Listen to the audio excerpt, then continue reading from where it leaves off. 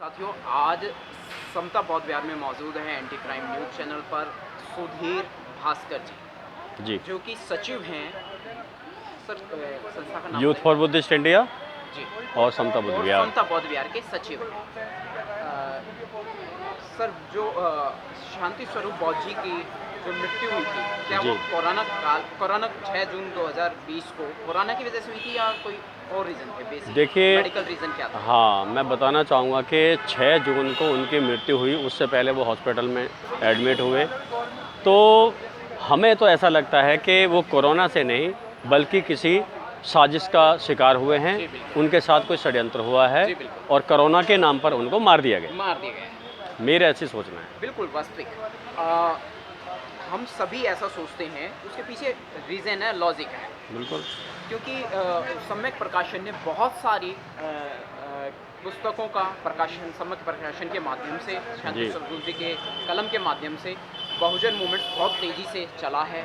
जी देखिए, जहाँ तक मैं समझता हूँ कि बौद्धाचार्य शांति स्वरूप बुद्ध जी ने सम्यक प्रकाशन की स्थापना करने के बाद हजारों पुस्तकों का प्रकाशन किया है, उनको संपादन किया है, छापा है और लोगों तक वितरित किया है, पहुँचाया है। तो एक तो ये काम, तो इस काम की वजह से जो मनुवादी ताकतें थीं उनके वो निशाने पर थे। और मैं आपको बता दूं कि हमने एक कार्यक्रम, जब रोहित वेमुला की हत्या हुई थी उस दौरान एक जंतर मंतर पे हमने विरोध प्रदर्शन किया था। और उसके बाद में फिर गुजरात के अंदर दलितों की 4 दलित लड़के थे जिनकी पिटाई की गई थी, उसके विरोध में हमने जंतर मंतर पर एक विरोध प्रदर्शन कार्यक्रम रखा था। उस दौरान हमारी मनोवादी ताकतों से भिड़ंत हुई, वहाँ मार पिटाई हुई, तो हमने उनके खिलाफ FIR दर्ज कराई पार्लियामेंट स्ट्रीट नई दिल्ली थाने में। और हमारा जो एक मुकदमा है वो उसी बाबत पटियाला हाउस कोर्ट में चल रहा था। मैं और बौद्धाचार्य शांति स्वरूप बौद्ध जी दोनों उसकी सुनवाई में भाग लेने के लिए जाया करते थे। तो मुझे ऐसा लगता है कि कहीं ना कहीं इसका जो संबंध है उन जो धम्म विरोधी जो ताकतें हैं उनसे है, और उन्होंने ज़रूर इसी वजह से उनको टारगेट पे लिया हुआ था। और उनको कई बार धमकी भी मिली थी। ऐसा उन्होंने हमें बताया कि घर पे अनजान पत्र भी आया करते थे और इस तरह के फ़ोन कॉल्स भी आया करते थे जिससे उनको धमकी दी जाती थी, और जो वो काम कर रहे हैं वो ना करें, ऐसे उन्हें हिदायत दी जाती थी। बिल्कुल, हम सभी के साथ ऐसा होता है जी। जी, इसमें मनुवादी ताकतों पर पूरा शक ही नहीं, यकीन हमें। बिल्कुल, हमें तो पूरा यकीन है कि ये उन्हीं का करा धरा है जिसकी वजह से आज हमारे बीच में शांति स्वरूप बौद्ध जी नहीं हैं। ये उन्हीं ताकतों का मुझे काम लगता है, ऐसा मैं समझता हूँ। सर, उनके विषय में कोई ऐसी बात बताना चाहेंगे जो उनके अंत के समय में कितने दिन पहले मुलाकात हुई थी? वो तो हमारी तो मुलाकात होती रहती थी, उसे हफ्ते पहले मुलाकात हुई होगी, 4-6 दिन पहले मुलाकात हुई होगी उनके इंतकाल से पहले। मतलब वो जब हॉस्पिटलाइज हुए उससे मुश्किल से 4 या 6 दिन पहले हमारी मुलाकात रही होगी, क्योंकि कोरोना काल चल ही रहा था, यहाँ पर सभाएं भी नहीं हो रही थी समता बुद्ध विहार के अंदर। लेकिन मुझे याद है कि एक बहुत ही तगड़ी आंधी और तूफान आया था पिछले साल मई के महीने में। तो ये हमारा एक अशोक स्तंभ है यहाँ पर, ये भी उसी वजह से ये गिर गया था। तो जिसकी वजह से फ़ोन कॉल से हमें सूचित किया गया था कि भास्कर जी एक अशोक स्तंभ समता बुद्ध विहार के जो स्थापित हैं उनमें से गिर गया है और उसको आके संभालिए। तो मैं फिर यहाँ पर आया था और उसको थोड़ा हमने प्रिजर्व किया, संभाला, और बाद में जब हमें समय मिला तब हमने दोबारा उसको स्थापित कराया, पुनः उसको लगाया, पुनः स्थापना हुई। तो ये हमारी मैं समझता हूँ उनसे आखिरी मुलाकात थी।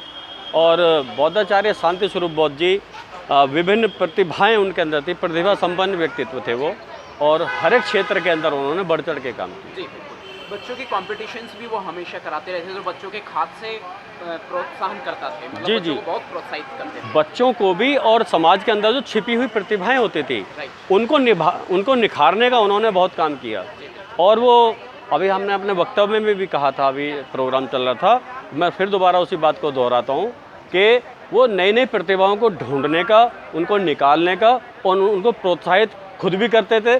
और हम लोगों को भी ये कहते थे कि यदि प्रतिभाएं सामने नहीं आएंगी तो सांस्कृतिक विरासत जो है बुद्धिज़्म की, बौद्ध धर्म की, इसको आगे कैसे बढ़ाया जाएगा।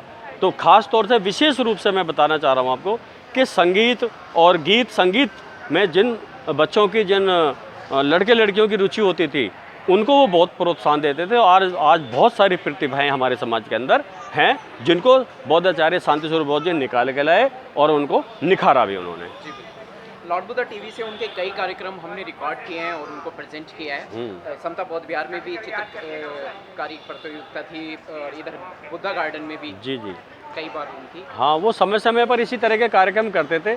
कई बार यहाँ भी प्रतियोगिताएं आयोजित होती थी समता बुद्ध विहार में भी। और जब हमारा बौद्ध परिवार मिलन मेला कार्यक्रम होता है सेकंड वीक में फरवरी में, तो बुद्धा गार्डन में तो वहाँ पर भी प्रतियोगिताएं आयोजित होती थी और उनमें भी वो जो प्रतिभागी होते थे उनको सम्मान देने का कार्य करते थे। तो हालांकि भारतीय बौद्ध महासभा भी हमारे साथ में होती थी, लेकिन हमारा भी उनको भरपूर सहयोग होता था और उसमें बढ़ चढ़ के हम लोग भाग लिया करते थे।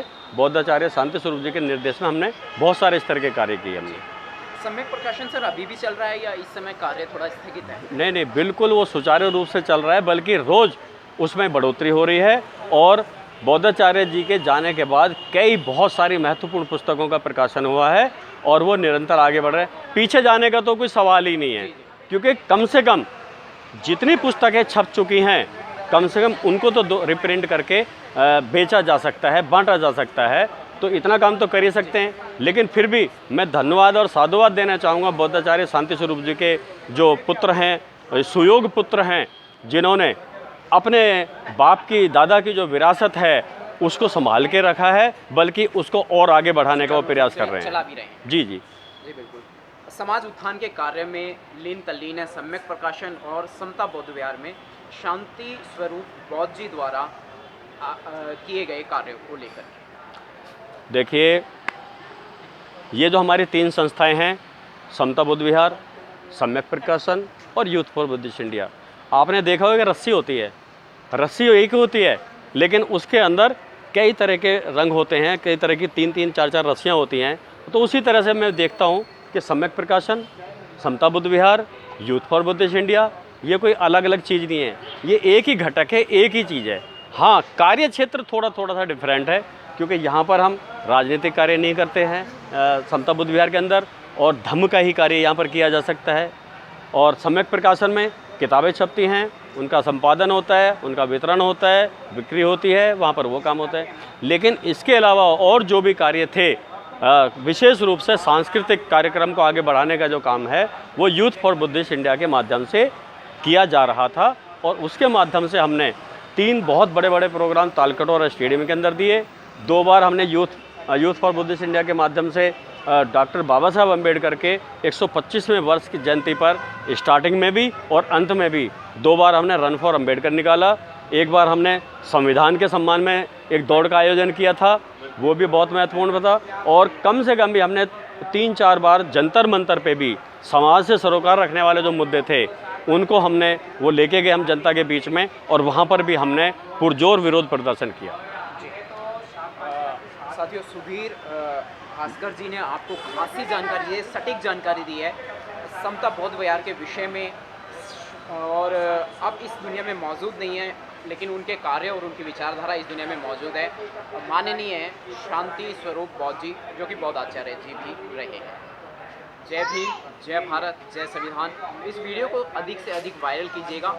एंटी क्राइम न्यूज़ चैनल से फ्रीलांस मीडिया एग्जीक्यूटिव नंदकिशोर बौद्ध द्वारा प्रस्तुत। जय भीम। जय भीम।